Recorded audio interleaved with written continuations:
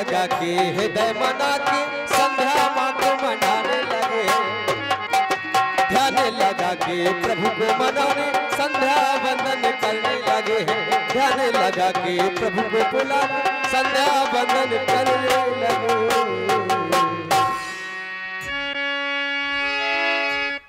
धर्म व्रतों में पारंगत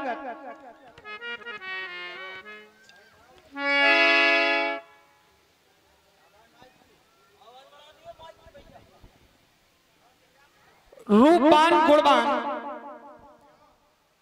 लक्षणों के धाम प्यारे बंधु लक्ष्मण, सुना तुमने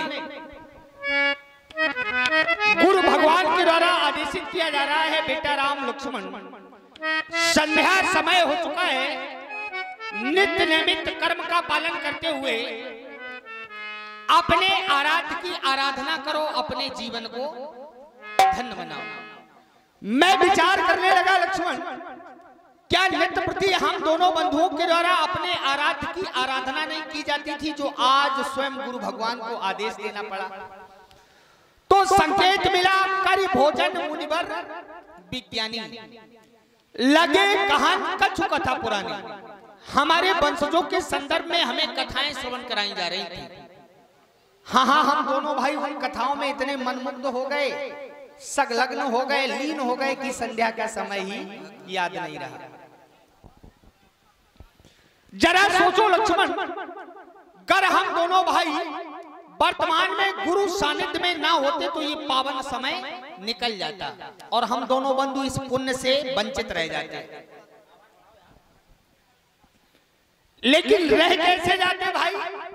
हमारे जीवन में गुरु कृपा जो है, और मेरे विचार से संसार का कोई भी प्राणी हो, जिस प्राणी के जीवन में उसके गुरु की कृपा है तो उसके सर्वस्व बिगड़े हुए काज सफल हो जाते हैं। कहने का भाव जीवन सुखद हो जाता है, क्योंकि अंधकार से प्रकाश की ओर, अज्ञानता से ज्ञान की ओर ले जाने वाले गुरु ही तो हैं। और वैसे भी लक्ष्मण, हम और आप साधारण प्राणी हैं। देखिए, जाने अनजाने में हमसे भूल होना निश्चित है, स्वाभाविक है, क्योंकि हम अनभिज्ञ हैं, हमें अच्छे बुरे का ज्ञान नहीं है। लेकिन जरा सोचो, अगर हमारी भूल को लेकर हमसे ब्रह्मा विष्णु महेश रुष्ट हो जाए, नाराज हो जाए, तो जगत में हमें शरण में लेने वाला कौन? ध्यान देंगे सभी।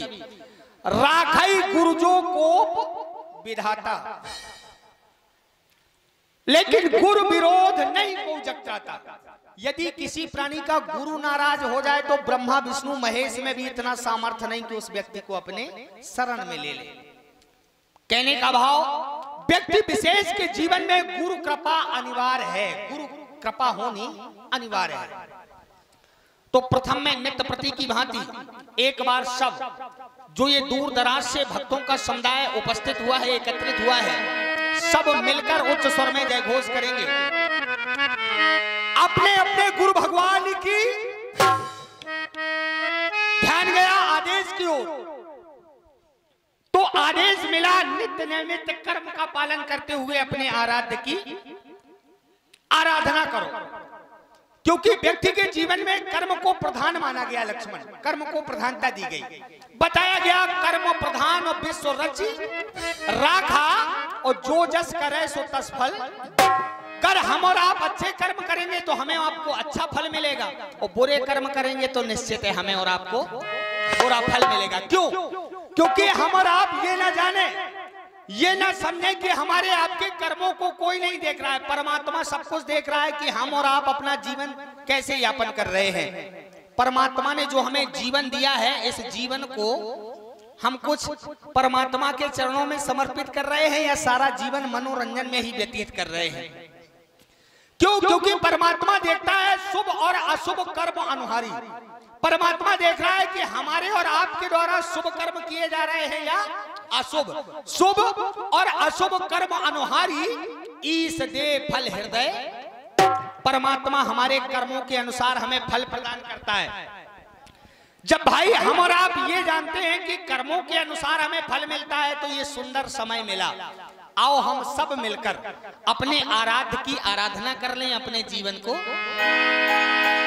क्यों?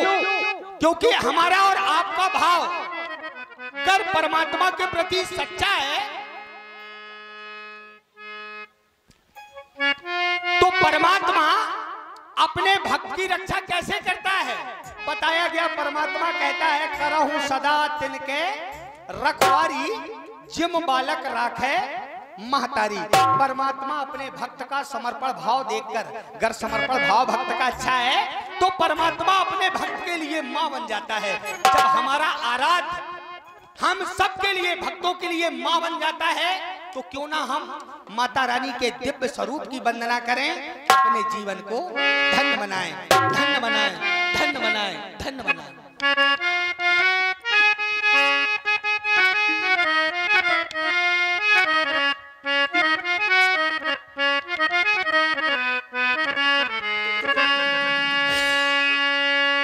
ये